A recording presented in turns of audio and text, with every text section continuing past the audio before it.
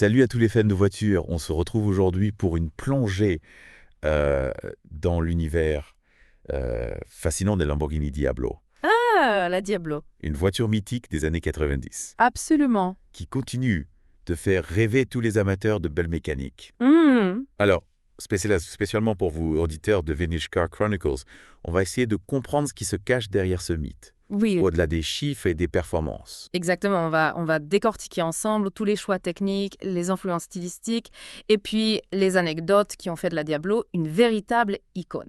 Voilà. Et puis on va commencer tout de suite avec le nom, Diablo. Ah, Nom qui évoque la puissance, le danger, la vitesse, hmm. et qui colle parfaitement à l'image de la marque Lamborghini. Tout à fait, comme vous le savez sûrement. Lamborghini a toujours baptisé ses voitures du nom de taureau de combat. Mais pour la Diablo, le choix du nom est particulièrement significatif. Diablo était un taureau célèbre pour sa férocité, un animal qui a marqué l'histoire de la tauromachie. C'est presque une déclaration d'intention, non. Dès le départ, Lamborghini annonce la couleur. Cette voiture, ça va être une bête sauvage indomptable. Oui, oui, tout à fait. Et c'est pas un hasard si la Diablo a connu une genèse un petit peu tumultueuse avec des conflits de vision assez marqués. Ah oui, la création de la Diablo, ça a été un véritable bras de fer entre le designer Marcello Gandini, Ouais, à qui l'on doit déjà les lignes révolutionnaires de la Miura et de la Countach, bien sûr. et le nouveau propriétaire de Lamborghini à l'époque, Chrysler. Alors, justement, Gandini, il avait imaginé un design encore plus radical, encore plus anguleux pour la Diablo. Oui. Mais Chrysler, qui avait racheté Lamborghini en 1987, a préféré jouer la carte de la prudence en imposant un style plus lisse, plus consensuel. Imaginez le choc pour Gandini. Lui qui avait toujours repoussé les limites du design automobile se voyait contraint de revoir sa copie pour satisfaire les exigences marketing de Chrysler. D'ailleurs, il a tellement mal vécu cette situation qu'il a décidé de reprendre son design initial Ah ouais? pour la Cissetta Moroder V16T, un autre supercar des années 90 beaucoup moins connu que la Diablo, mais qui vaut les tours pour son esthétique radicale. Ah, c'est fascinant de voir comment des décisions industrielles peuvent influencer le style d'une voiture. Mais on pourrait presque parler d'une bataille entre l'art et le commerce. Tout à fait. Et dans le cas de la Diablo, on peut dire que Chrysler a eu le dernier mot. Oui. Mais malgré ses compromis, la Diablo a tout de même réussi à imposer son style avec ses lignes tendues, sa silhouette basse et large, et puis ses portes en élytre, Ah oui? qui sont devenues une signature de Lamborghini. Et puis il y a le moteur, bien sûr. Ah oui? Un V12 de 5,7 litres placé en position centrale arrière, qui développait près de 500 chevaux à sa sortie en 1990. Des performances ahurissantes pour l'époque. Absolument. La Diablo a été la première Lamborghini de série à dépasser les 320 km/h. Incroyable. Une véritable prouesse technique pour l'époque. Et ce qui est encore plus impressionnant, c'est que cette performance était obtenue sans l'aide de l'électronique. Oui, pas d'ABS, pas de contrôle de traction, pas d'assistance à la conduite la Diablo, c'était du pur pilotage, une voiture pour les vrais passionnés. Exactement. Il fallait avoir du cœur au ventre pour dompter cette bête sauvage. Mais pour ceux qui avaient le talent, la Diablo offrait des sensations de conduite unique. Une symbiose totale entre l'homme et la machine. Absolument. Et justement, parlons un peu des différentes versions de la Diablo, parce qu'au fil des années, elle a beaucoup évolué avec l'apparition de nouvelles variantes plus performantes, plus luxueuses ou plus radicales. Oui, la Diablo a connu une carrière assez longue avec une production qui s'est étalée sur plus de 10 ans. Et pendant cette période, Lamborghini a proposé une multitude de versions pour répondre aux attentes d'une clientèle toujours plus exigeante. On peut commencer par la Diablo VT apparue en 1993. Oui. Le VT, ça signifie Visco Traction, en référence à son système de transmission intégrale. C'était une première pour Lamborghini, qui jusque-là ne proposait que des voitures à propulsion. C'est une innovation importante car elle a permis d'améliorer la stabilité et la motricité de la Diablo, qui était connue pour son caractère parfois capricieux. La transmission intégrale VT envoyait une partie du couple moteur aux roues avant en cas de perte d'adhérence des roues arrière, D'accord. ce qui rendait la voiture plus facile à contrôler. En plus de la transmission intégrale, la Diablo VT bénéficiait d'autres améliorations comme des suspensions retravaillées, un habitacle plus ergonomique et des prises d'air supplémentaires pour le refroidissement des freins. Oui, c'était une évolution importante qui a permis à la Diablo de rester compétitive face à la concurrence. Hmm. Et puis, il y a eu la SO30 Oui. pour Special Edition 30th Anniversary, Ah oui? une version spéciale qui célébrait les 30 ans de Lamborghini. La SO30.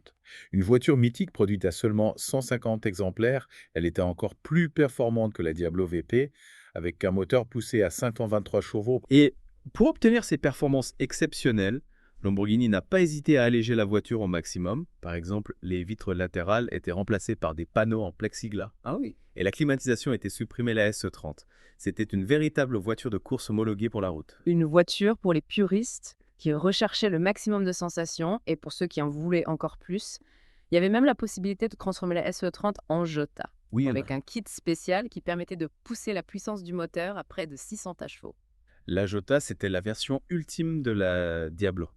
Incroyable. Elle était équipée d'un capot moteur spécifique avec 2 prises d'air NACA au-dessus du toit pour alimenter le système d'admission. On imagine le bruit du V12 avec ses prises d'air ouvertes. Oui, c'était une expérience sonore assez incroyable. La Jota, c'était une voiture vraiment spéciale, un monstre de puissance qui repoussait les limites de la performance. Et puis, on a la version aisée pour super vélos. Une version qui mettait l'accent sur la performance pure avec un moteur de 510 chevaux, un aileron arrière réglable et des freins plus puissants. La SV, c'était la Diablo pour les amateurs de sensations fortes. Elle était plus légère, plus agile et plus radicale que la Diablo de base.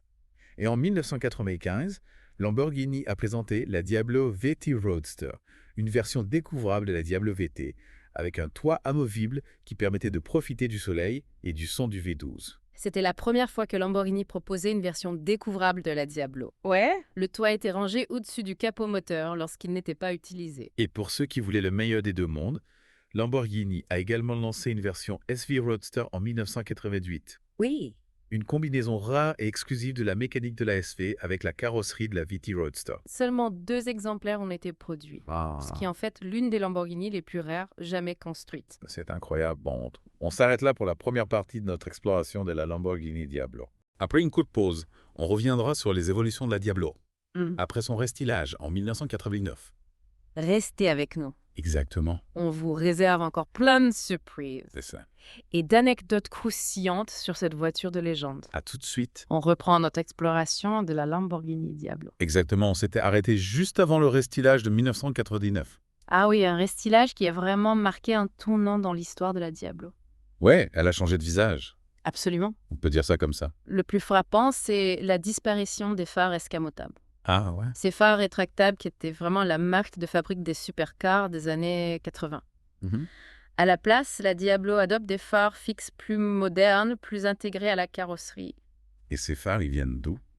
Eh bien, figurez-vous qu'ils proviennent de la Nissan 300 ZX. Oh, bon. Une voiture beaucoup plus abordable que la Diablo. C'est étonnant. Oui, c'est un choix assez inattendu, mais il faut dire qu'il s'intègre plutôt bien au nouveau design de la Diablo. Il lui donne un regard plus agressif, plus perçant. C'est comme si Diablo avait enfin trouvé son identité après des années de tâtonnements stylistiques. Et l'intérieur a-t-il aussi été modifié? Bien sûr, la planche de bord est entièrement redessinée avec des lignes plus fluides, plus ergonomiques. D'accord. On sent l'influence d'Audi, Oui, qui a racheté Lamborghini en 1990. exactement. Audi a apporté son savoir-faire en matière de qualité de fabrication et de finition. Mhm. L'habitacle de la Diablo devient plus luxueux, plus raffiné, sans pour autant perdre son caractère sportif. Et sous le capot, qu'est-ce qui change? Le V12 est retravaillé. Il développe maintenant 530 chevaux sur les versions SV et VT. 530 à chevaux, ça commence à causer. Oui, et pour la première fois sur une Lamborghini, on trouve un système ABS Ah ouais. qui permet de freiner plus efficacement et en toute sécurité. C'est une évolution importante, ça. Tout à fait. Ça témoigne de la volonté de Lamborghini de rendre la Diablo plus accessible, plus facile à conduire au quotidien. Mais pour les puristes, ceux qui recherchaient une expérience de conduite sans compromis, Lamborghini a créé la Diablo GT. La Diablo GT. Une version extrême produite à seulement 80 exemplaires. Donc une voiture très rare. Extrêmement rare et performante. Avec quelle motorisation?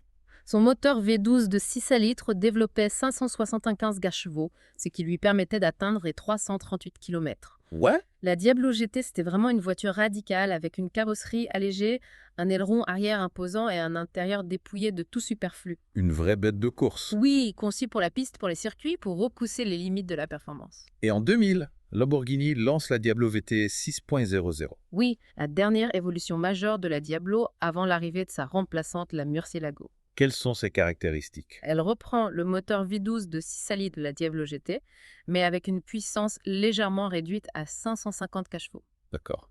Elle bénéficie également d'un nouveau châssis plus rigide et d'une direction plus précise. Au niveau du design, qu'est-ce qui change? La VT 6.0 est peut-être la plus réussie de toutes les Diablo esthétiquement parlant. Ah oui. Ces lignes sont plus fluides, plus harmonieuses, sans perdre en agressivité. On sent l'influence du designer Luke Donkerwork qui a su moderniser le style de la Diablo tout en respectant son héritage. Et l'intérieur. L'intérieur est également revu avec des matériaux de meilleure qualité et un design plus ergonomique. La VT 6.0 est une voiture plus aboutie, plus raffinée que les précédentes Diablo. D'accord. Elle marque l'apogée de cette lignée de supercars. Et pour terminer en beauté, Lamborghini présente une dernière version spéciale en 2001, la Diablo VT 6.0 SE, Ah oui, la SE est une série très limitée. produite à seulement 42 exemplaires. Disponible en 2 couleurs exclusives, Oro Helios, un or métallisé, et Marron Eclipsis, un bronze marron qui changeait de couleur selon la lumière. Magnifique. Des couleurs qui reflétaient la dualité de la Diablo, à la fois puissante et élégante, brutale et raffinée. La SE était équipée d'un collecteur d'admission en magnésium, d'une boîte de vitesse à rapport court et d'une série spécifique, un dernier hommage à cette supercar de légende. On a beaucoup parlé des versions de route de la Diablo, mais il ne faut pas oublier qu'elle a aussi eu une carrière en compétition. Absolument. Lamborghini a développé plusieurs versions de course de la Diablo comme la Jota, GT1 LM, la Diablo JTC, la GT1 Strada, la SVA, la GT2 et la GTA. Des voitures conçues pour la performance pure. Exactement. Pour briller sur les circuits, la Diablo a participé à de nombreuses compétitions automobiles avec plus ou moins de succès. Mais elle a toujours su faire parler d'elle grâce à son style spectaculaire et à ses performances exceptionnelles. La Diablo a également inspiré de nombreux concept cars, comme le Roadster Concept, le Zagato Raptor, le Canto et la Costa. Des prototypes qui exploraient de nouvelles voies stylistiques et technologiques pour la future remplaçante de la Diablo. Certains de ces concept cars étaient très audacieux, comme le Zagato Raptor avec son toit à double bulle qui s'ouvrait comme la verrière d'un avion de chasse. D'autres étaient plus proches de la réalité, comme le Canto qui reprenait le moteur V12 de 6 à litres de la Diablo GT et affichait un design plus moderne. Mais finalement, c'est la Murcielago qui a succédé à la Diablo en 2001. Oui, une nouvelle génération de supercars toujours plus performante et plus sophistiquée. La Diablo a marqué une époque, elle a été l'une des supercars les plus emblématiques des années 90. Tout à fait. Son design spectaculaire, son moteur V12 rageur et ses performances exceptionnelles en ont fait une légende. Absolument. Et même si sa production a cessé il y a plus de 20 ans, elle continue de fasciner les passionnés de voitures du monde entier. Bon, on arrive à la fin de notre exploration de la Lamborghini Diablo. Déjà, Et on peut dire que cette voiture, elle a vraiment marqué l'histoire des supercars. ah oui, sans aucun doute. Mais au-delà de son design spectaculaire et de ses performances exceptionnelles, quel est son héritage? Qu'est-ce qu'elle a apporté à Lamborghini? La Diablo a vraiment joué un rôle crucial pour Lamborghini. Elle a permis à la marque de se relancer après une période un petit peu difficile et de s'imposer comme un constructeur de supercars de premier plan. Faut pas oublier qu'avant, la Diablo Lamborghini était surtout connue pour la Countach. Ouais. Une voiture mythique, certes, mais qui commençait à dater la Diablo, à apporter un vent de fraîcheur, de modernité, qui a permis à Lamborghini de séduire une nouvelle génération de clients. Ouais, on sent cet héritage dans les modèles Lamborghini actuels, non? Oui, c'est ça. Quand on regarde la Murcielago, la Gallardo ou la Aventador, on sent l'influence de la Diablo. Oui, la Diablo a défini un certain nombre de codes stylistiques et techniques qui sont devenus des marqueurs de l'identité de Lamborghini. Par exemple, l'utilisation de portes en élytre, la silhouette basse et large, le moteur V12 en position centrale arrière. Tous ces éléments, on les retrouve dans les Lamborghini modernes. La Diablo a aussi été une formidable vitrine technologique pour Lamborghini. Oui.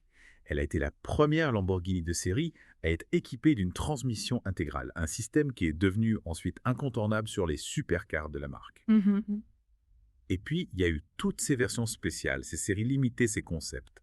Car la Diablo a toujours su se réinventer, proposer de nouvelles expériences aux passionnés. C'est vrai, la Diablo a permis à Lamborghini d'explorer de nouvelles voies, de repousser les limites de la performance et du design. Et cet esprit d'innovation, on le retrouve aujourd'hui dans les modèles Lamborghini les plus récents, comme la Sian ou la Countach LPI 804, qui intègrent des technologies hybrides et des matériaux innovants. Alors finalement, quel est le plus grand héritage de la Diablo? Je dirais que c'est d'avoir su incarner l'esprit Lamborghini. Avec autant de force et de conviction, la Diablo était une voiture excessive, déraisonnable, presque sauvage, mais terriblement attachante. Elle a su toucher le cœur des passionnés et laisser une trace indélébile dans l'histoire automobile. Et même si sa production a cessé en 2001, la Diablo continue de fasciner. Elle est devenue une voiture de collection très recherchée, un symbole d'une époque où les supercars étaient encore des voitures d'exception sans compromis. Absolument. Voilà, merci de nous avoir suivis pour cette plongée dans l'univers de la Lamborghini Diablo. On espère que vous avez apprécié ce voyage à travers l'histoire de cette voiture mythique. Merci à vous et à bientôt pour une nouvelle exploration automobile. Et n'oubliez pas, cette plongée profonde était spécialement conçue pour Vintage Car Chronicles, votre émission quotidienne consacrée aux plus belles voitures de collection. Exactement. À bientôt.